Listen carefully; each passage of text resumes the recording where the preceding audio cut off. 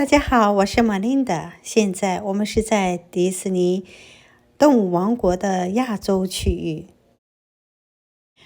我们准备来看飞行中的羽毛朋友一个表演，英文是 Feathered Friends in Flight。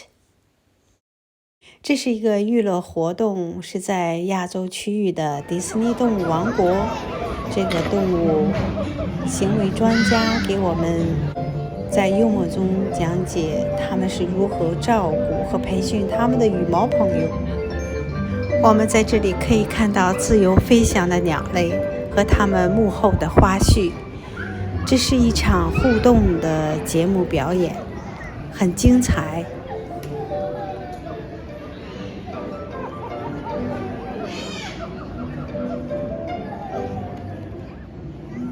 每天一共5场表演，10点半、11点半、1点半、2点半、3点半，每场大约35分钟左右。刚才你有注意到吗？ Cast member 故意把塑料瓶子掉在地上。这只小鸟被训练成如何做环保。Well, good morning. Hi, everybody. Hi, everyone. Hi, welcome here to Feathered Friends in Flight. My name is Katie. My name's Lucy. Look at all of these amazing birds. You know, they're all over the place around here, too. And they've been here for a long time, giving all of you an up-close encounter with the natural world every single day. Yeah, and this is our favorite part of every day. The cool adaptations they have that help them to survive in the wild. Oh, so just like Jean here, what you see them doing out there in the wild, they just walk around on the ground using that long beak like tweezers. It's also really powerful to break through a tortoiseshell too, right? Yeah, and they'll even eat snakes, including venomous snakes. How cool is that? Picture it, they're out in the grasslands, they spot a snake, they grab it, shake it up, and slurp it back like spaghetti. Yeah, it's gross. Don't look it up on YouTube.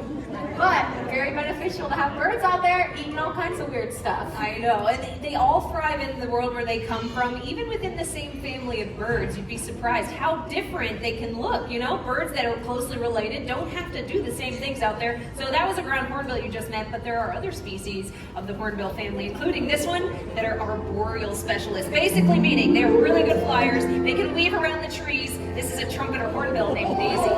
Yeah, okay.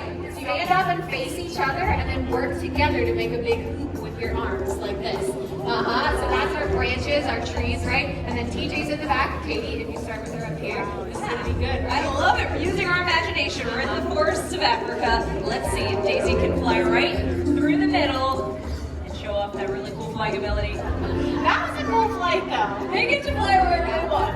We can't tell them what to do. They are empowered to make their own decisions, but I would love to see if you can do this, Daisy, because it's really cool. There's lots of trees back there. TJ has waiting for you. Here she goes. Hang on a second, but look what I brought to work today. What is that? Does anyone know what this is? A rocket launcher. Yes, it is, but I have modified it. So today it's going to be a grape launcher. We're going to shoot a grape into the air and see if Daisy can catch it. Does someone want to help me test it out? Anyone want to help me try it? How about right up front here in the gray shirt? Do you want to help me out?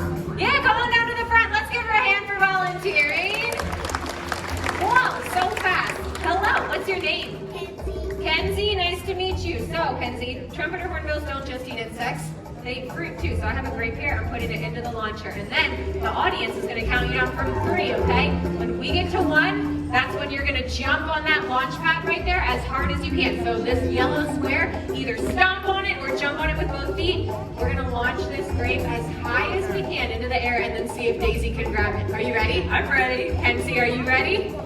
Yeah? Okay, help me count it down. In 3, 2, 1. Go, Kenzie, go. Look up. Yeah!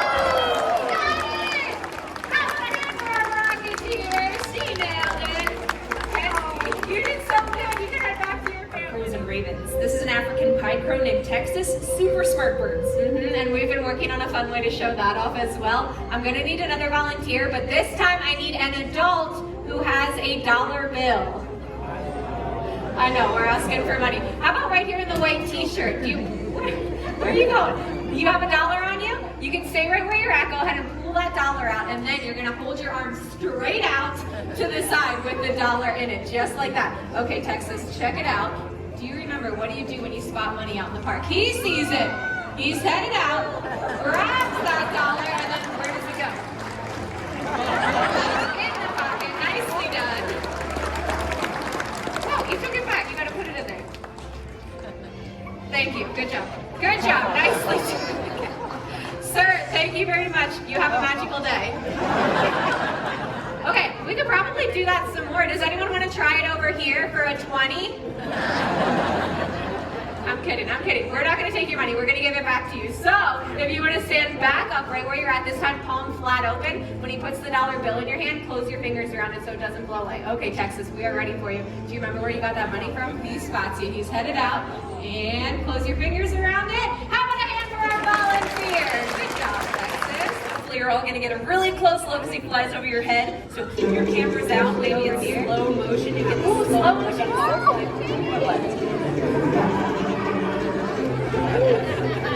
Those aren't hawks.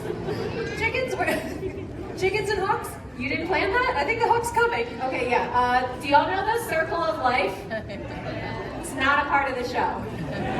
I'm gonna walk the ladies home. I'll come right back out. Katie, Wait, I'm sure they're fine. They're gone. Okay, I'm sure the chickens are okay. In the meantime, I'm going to introduce all of you to Mason the Harris hawk. Here he comes.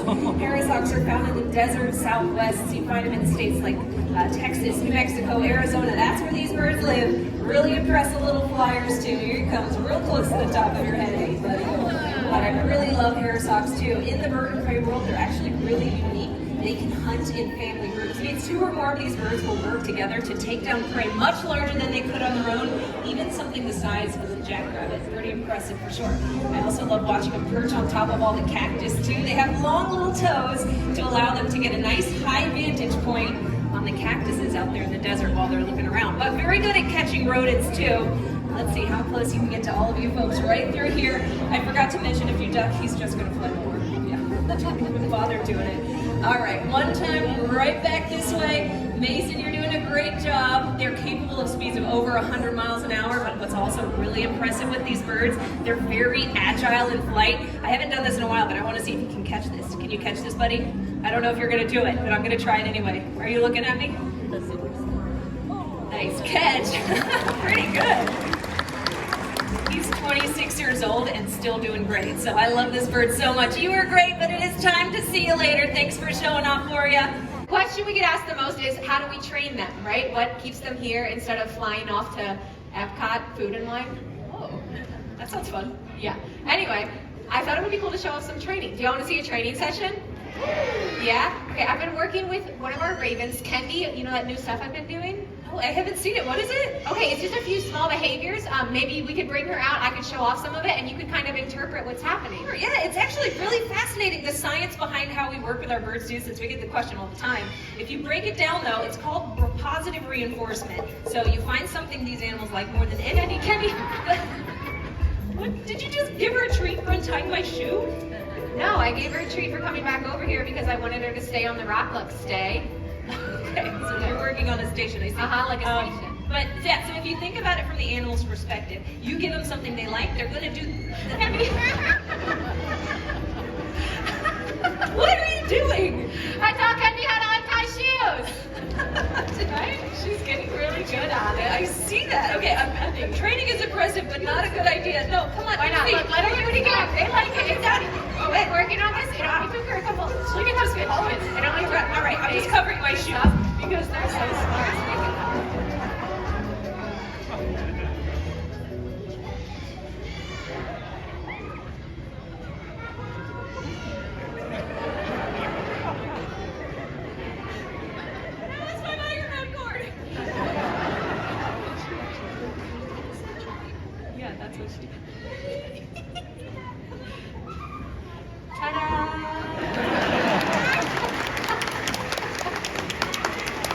Do they have it back there?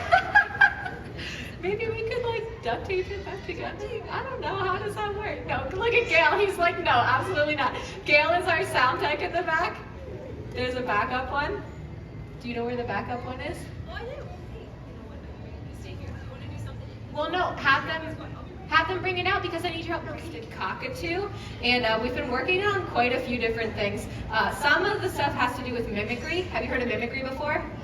Yeah, some of you. If you haven't, it's a behavior where animals copy sounds that they hear in their environment, and a lot of birds are able to do this, right? Corvids, crows, and ravens can actually copy a few things here and there, but little parrots like this bird are some of the best at it. Corey, thank you so much for bringing him out. You are saving the day. So, Pogo here, he has lived around people his whole life, so he's learned to copy a few words that he's heard in his lifetime. Like, for instance, Pogo, do you want to say hello? Did you hear it? Hello? Yeah, that's his little inside voice. It's very quiet, but he does have a much louder one. Do you want to show him your scream? Are you ready? Here we go. Did they scare you? You were screaming at them. Do you want to try it again? Here we go. Your scream. Your scream. Are you ready? Here we go. One more. There we go. Okay.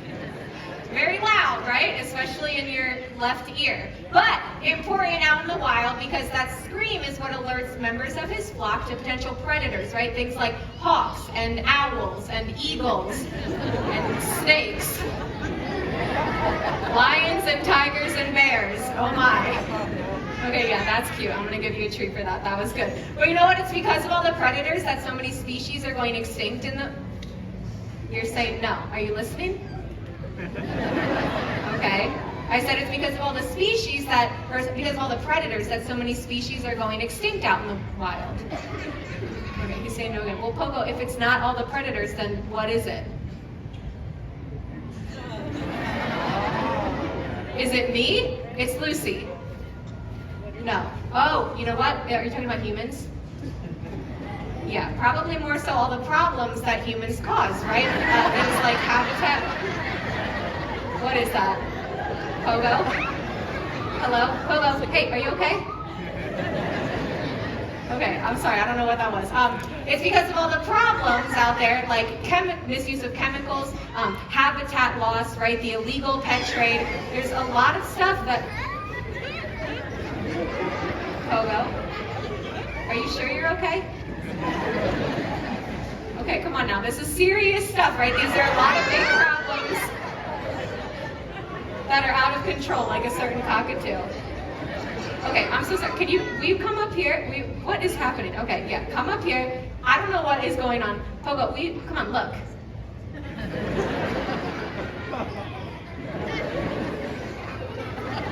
Will you listen to me? That was good job. So you have to listen. Those problems are big, but some people out there have noticed and they're trying to do something about it. Why don't you tell everyone what you think about that? Yeah, that's right. Good news. All right, you know what? Pogo is a very smart little bird, but he doesn't really understand what I'm saying. Uh-oh, and right now he's chasing a gnat. Is there a bug? Yeah. Do you have a bug? Yes. So he's looking and listening for very subtle cues, right? So if I want him to shake his head no, I can point a finger in his direction, like that. We get the no, and then you might have noticed if I want him to nod his head yes, I can cross my arms. And we get that. That little vocalization that you heard at the end, that's just a flick of the right wrist. How about this one? Yeah, that's good. And then if sorry, I'm having trouble with my treats. If I throw my arm out to the side like this, how about this one? We get that. We don't really know what that one is. But he really likes doing it. Okay, we can end with some of my favorite cues, some vocal cues. How about this one? As soon as you're done with your treat, Pogo, you've been doing such a good job. You get that whole sunflower seed. How about this? We look.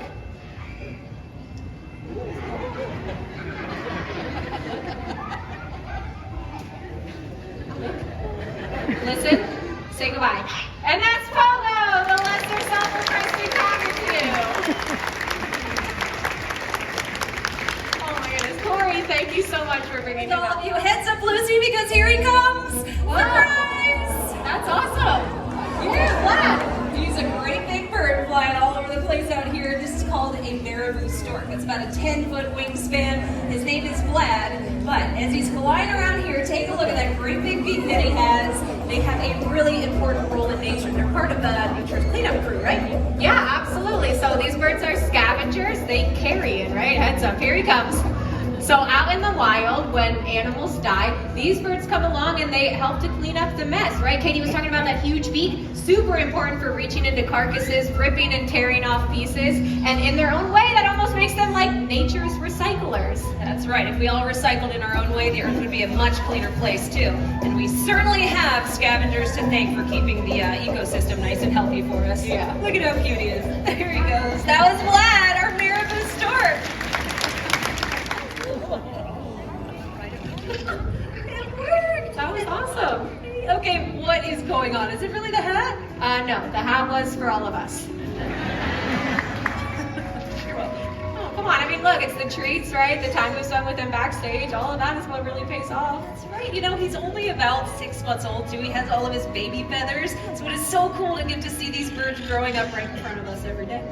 Well, thanks for stopping by. Raise your crane. Everyone, this is Hope. Bald eagles are part of one of the greatest conservation success stories of our whole generation. You know, small things, and all of it brought the bald eagle back from the brink of extinction. That's right, their efforts paid off. The number of eagles began to rise again. You know what? They made such a big comeback, they were officially taken off the endangered species list. It was such an incredible story with such a great ending, too. But it's a reminder to all of us we can all help animals all over the world. Absolutely. The bald eagle story is one to always remember because there are still many animals in wild places who really need our help, including these birds. We've teamed up with an organization called the World Parrot Trust, and they're breeding blue-throated macaws whose offspring will be released into Bolivia to join up with the populations there so that hopefully one day we'll get to see skies filled with blue-throated macaws. What an amazing sight to see these birds flying all over everywhere once again. But look at all of these incredible birds. There's so many of them. This eagle here with Scott, it's called a harpy eagle. Right here with me, this is a knobbed hornbill from Indonesia. There's a lot of cool animals out there. Go out in nature and explore because you never know when you might find your new favorite, like Sam the Toco toucan. That's right. Really well, let's leave all of you with one final wish. May your hearts take flight and your spirits soar forever. Namaste. 迪士尼伟大之处就是在我们游玩的过程中告诫我们如何保护野生动物。谢谢大家的收看，我们下期再见。